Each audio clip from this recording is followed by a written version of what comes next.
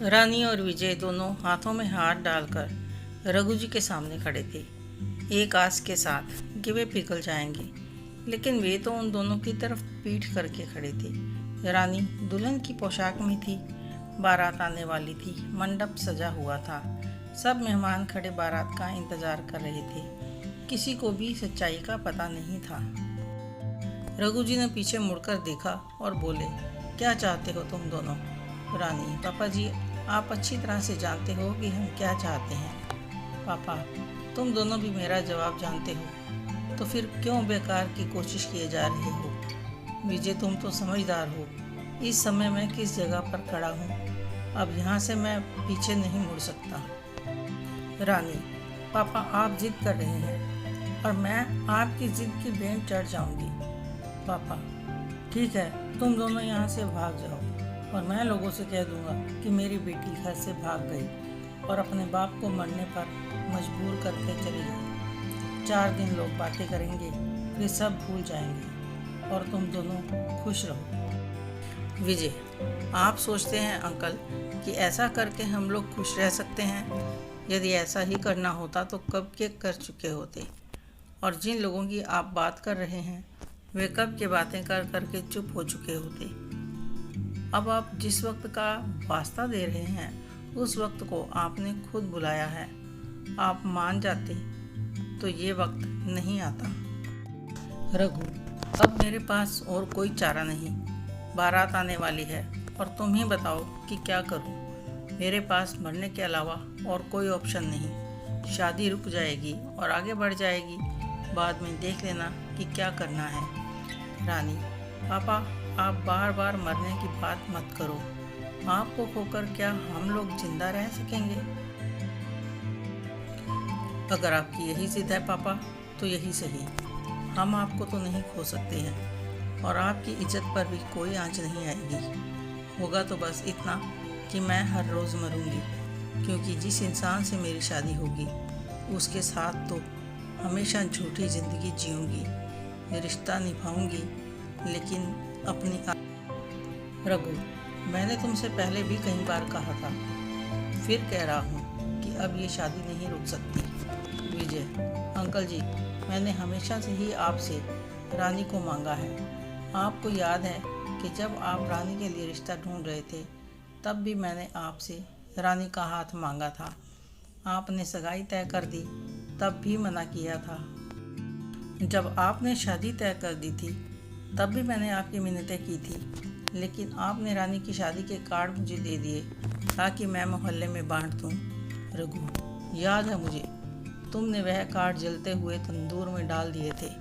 मुझे तुम पर बहुत ही गुस्सा आया था और मैंने तुम्हें थप्पड़ भी मारा था, लेकिन तुम तब भी पीछे नहीं हटे। विजय, तब भी आप नहीं समझ पाए कि हम दोनों एक दूसरे से कितना प्यार करते हैं। तभी वहाँ रानी की माँ मीना आ जाती है और कहती है, आप अभी भी सोच लीजिए, अपनी बेटी की ज़िंदगी का सवाल है।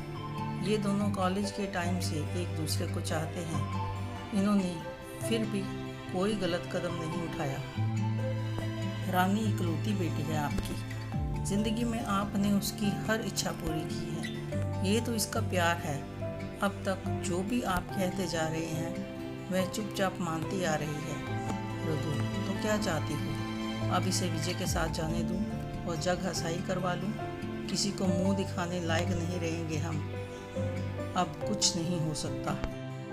अगर यही सब करना हो तो जाओ करो, लेकिन मेरे अंतिम संस्कार की तैयारी भी कर लो। फिर जो जी में आए वो करो। सब खामोश थे और रानी ने कहा, ठीक है पापा, आपने जो कहा मैंने किया, अब भी वही करूँगी, लेकिन मेरी डोली को अच्छी तरह से सजाना, इसमें कोई कमी नहीं होनी चाहिए। मैं मंडप में जा रही हूँ।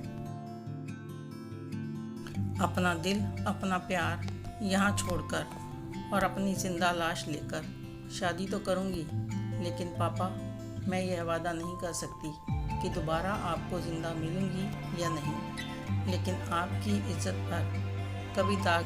यदि मैं दोबारा आपसे ना मिल सकी तो अफसोस मत करना, बस माफ़ कर देना। इतना बोलकर रानी मंडप में जाने लगी तो विजय ने रानी का हाथ पकड़ लिया और बोला, इतना बड़ा फैसला तुम अकेले कैसे ले सकती हो? मेरा क्या कसूर है? प्यार तो हम दोनों ने किया है।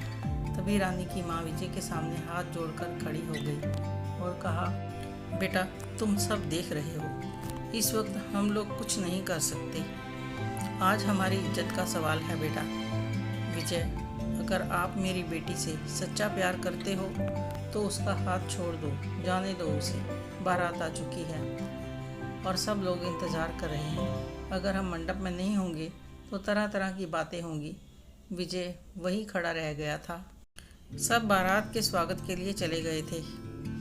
बारात आ चुकी थी और रिबन कटाई हो रही थी और रानी की कज़न बहनें दूल्हे के साथ पैसों का लेन देन करने के लिए जिद कर रही थी और रघु जी दूर से खड़े सब देख रहे थे। तो दूल्हे के यार दोस्त उन लड़कियों से छेड़छाड़ करने लगे। एक लड़के ने रघु जी की भतीजी के गाल पर चिकोटी काटकर आंख मारी। यह देखकर रघु जी को बुरा लगा तो उन्होंने जाकर ऐतराज किया। तो दूल्हे के दोस्तों ने उनका भी मजाक उड़ाया और कहा, जाने दो अंकल, ऐसी सालियां बार बार देखने को नहीं मिलती। छेड़ेंगे नहीं तो दोस्तों की शादियों में शामिल होने का क्या फ़ायदा। रघु जी ने दूल्हे से कहा, बेटा तुम कुछ तो कहो अपने दोस्तों से। वह भी लड़खड़ाते हुए बोला, मुझे नहीं लगता कि इसमें कोई प्रॉब्लम है, मौका है करने दीजिए ना। रघु जी, आप लोगों ने शराब पी रखी है। दूल्हा, ससुर जी, शादी करने आया हूँ, आपका दामाद बनने आया हूँ, थोड़ी सी तो इज्जत दो। ये शराब पीना तो आजकल का कल्चर है, कौन नहीं पीता, फिर मैं तो आपका दामाद बनने वाला हूँ। खबरदार, रघु जी चिल्लाकर बोले तो एकदम सन्नाटा पसर गया। वर पक्ष के सब लोग नाके के पास इकट्ठा हो गए। दूल्हे के पिता भी रघु के पास आ गए और पूछा कि क्या हुआ समधी जी, ऐसे क्यों चिल्ला रहे हैं, क्या किया है मेरे बेटे ने? रघु जी बोले, आपका बेटा और उसके दोस्त एक तो शराब पीकर आए हैं, उस पर हमारी बेटियों से बदतमीजी कर रहे हैं। दूल्हे के पिता ने कहा, क्या हो गया समधी जी, बच्चे हैं, अब शादी के मौके पर शराब पीकर ये सब नहीं करेंगे तो कब करेंगे? आप आइए, हम लोग फेरों का इंतजाम देख लेते हैं। रघु जी, मुझे आपसे यह उम्मीद नहीं थी, आप अपने बेटे को नहीं समझा सकते। कल मेरी बेटी का कैसे ख्याल रखेंगे? तो आपके लिए बेहतर होगा कि आप अपने बेटे को साथ लें और बारात लेकर वापस चले जाएं। ऐसे घर में अपनी बेटी मैं तो नहीं दूंगा। तो क्या आप उसे घर बिठा कर रखेंगे? सोच लो, अगर लड़की की बारात वापस चली गई तो कौन करेगा शादी आपकी बेटी से? इसकी चिंता आप मत कीजिए, मेरी बेटी की शादी होगी तो इसी मंडप में होगी। अच्छा हुआ आप लोगों की असलियत वक्त रहते सामने आ गई और मेरी बेटी की ज़िंदगी बर्बाद होने से बच गई। मेरी बेटी को शराब पीने वाले लोगों से सख्त नफरत है। निकल जाओ यहाँ से, वरना बहुत पछताओगे। दूल्हे ने और उसके बाप ने बहुत झगड़ा किया, लेकिन रघु जी नहीं माने। इतने में पंडित जी ने आकर कहा कि मुहूर्त का समय हो गया है, वर और कन्या को मंडप में बुलाइए। रघु जी, पंडित जी, आप फेरों की तैयारी करो, फेरे मुहूर्त में ही होंगे। सब लोग देख रहे थे और पूछ रहे थे कि दूल्हा कहाँ से लाओगे। तो रघु जी पत्नी से बोले, तुम रानी को मंडप में लेकर आओ, मैं अभी आता हूँ। मेहमानों के बीच विजय के पिता श्यामलाल जी भी शामिल थे। रघु जी ने उनके सामने हाथ जोड़कर कहा कि क्या मेरी बेटी को आप अपने घर की बहू स्वीकार करेंगे? तो श्यामलाल जी ने रघु जी के दोनों हाथ थाम लिए और कहा, ये हमारा सौभाग्य होगा, लेकिन आप मेरे आगे हाथ मत जोड़ो। मैं आपसे अपने बेटे विजय के लिए रानी बिटिया का हाथ मांगता हूँ, क्या आपको स्वीकार है? श्यामलाल और रघु जी दोनों ने एक दूसरे को गले से लगा लिया। तब तक रानी की माँ रानी को लेकर आई और रानी ने देखा कि उसके पापा और विजय के पापा एक दूसरे का हाथ थाम कर खड़े थे और विजय भी उसके पापा के पास खड़ा था। और विजय के पापा श्यामलाल जी रानी के पास आकर बोले, रानी बिटिया, मेरे घर की बहू बनोगी? तो रानी ने आगे बढ़कर श्यामलाल जी के पैर छू लिए और फिर अपने पापा के गले से लग गई। पंडित जी ने फेरे शुरू कराए, सब लोग देखते रह गए और शादी हो गई।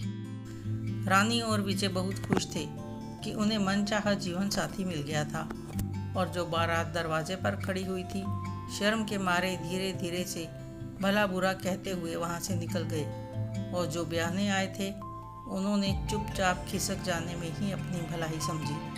अंत भला तो सब भला। रघु जी ने समय रहते फैसला लेकर सही किया या गलत, अपनी राय इस बारे में कमेंट करके ज़रूर बताएं। कहानी अच्छी लगी हो तो लाइक करें, शेयर करें, सब्सक्राइब ज़रूर करें। धन्यवाद।